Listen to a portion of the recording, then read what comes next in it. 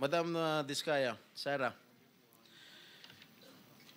it is common knowledge that you own 9 companies, namely St. Gerard, St. Timothy, Alpha and Omega, Elite General Contractor and Development Corporation, St. Matthew, Great Pacific Builders, YPR General Contractor, Amethyst Horizon Builders, and Waymaker OPC.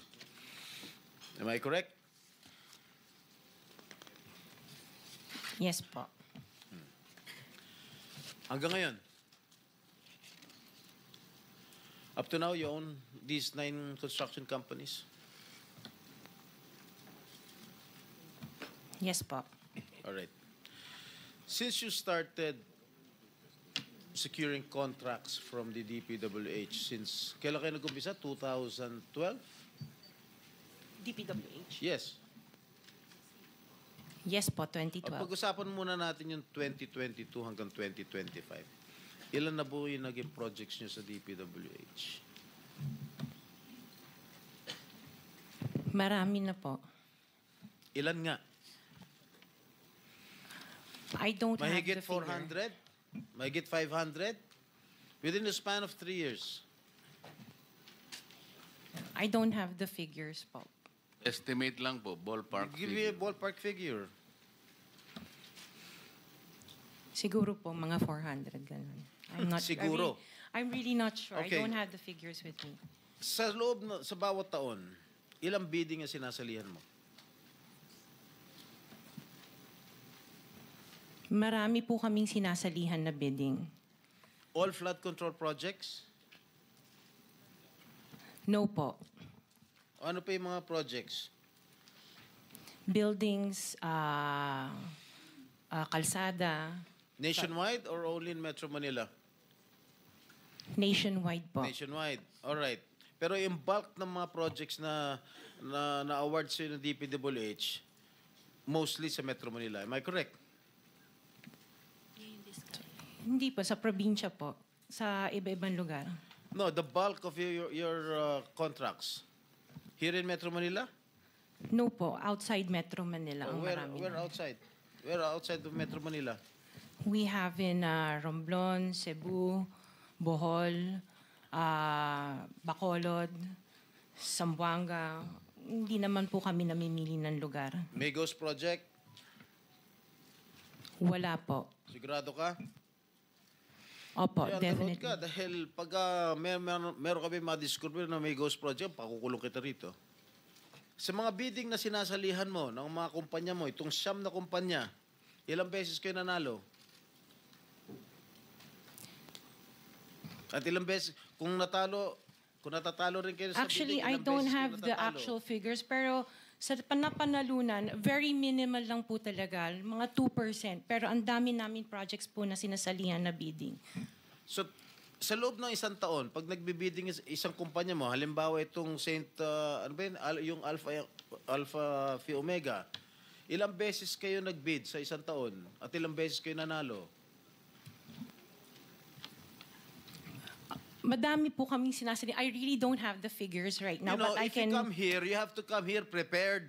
Yes You do po. not come here unprepared. Alam mo na, tatanungin ka eh. Ikaw sikat na contractor, papa-interview ka. Oh. You have to come here prepared.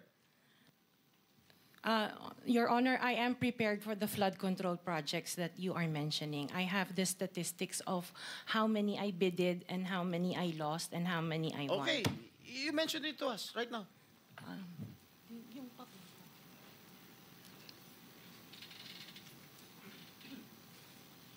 You are asking her to relate the 400. No.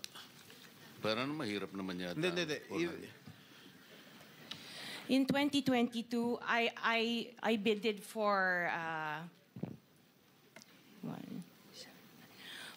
491 projects. This is just for the flood control, Your Honor. How many projects for 491. 491. I joined the bidding. Po. Oh. This is in 2022. I only got 71 projects from the 491 na sinalinan ko po. 71 only. How many companies?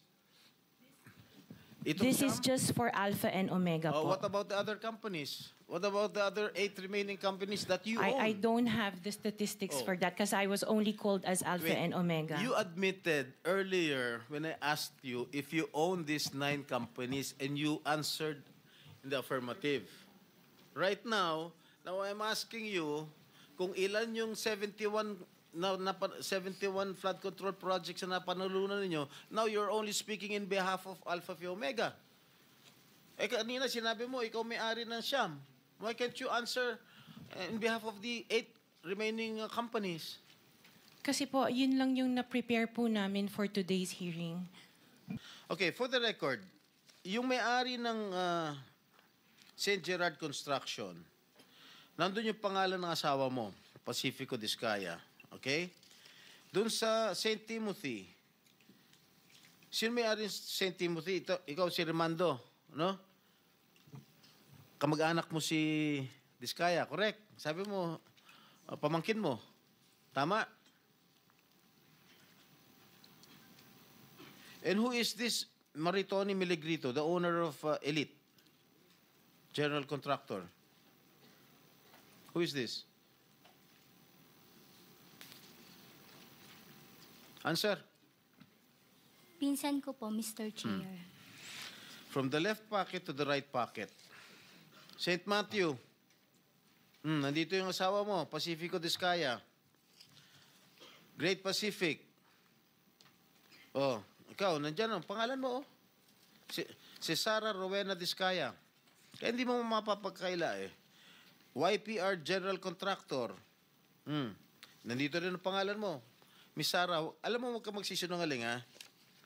Amethyst Horizon. Sino si Amethyst Horizon? Sino si John Brian Eugenio? Who is he?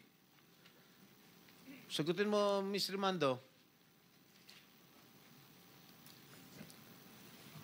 I didn't know, Mr. Chair. Madam Sarah. He's one of our employees. Oh, dami. Waymaker. Sino si Gerald William Discaya? He's my eldest son. Okay. Alpha Phi Omega, yan, asawa mo. So, you confirm, lahat ng Siyam na yan, ikaw ang may-ari. Tama? Part owner po. Part owner. Okay.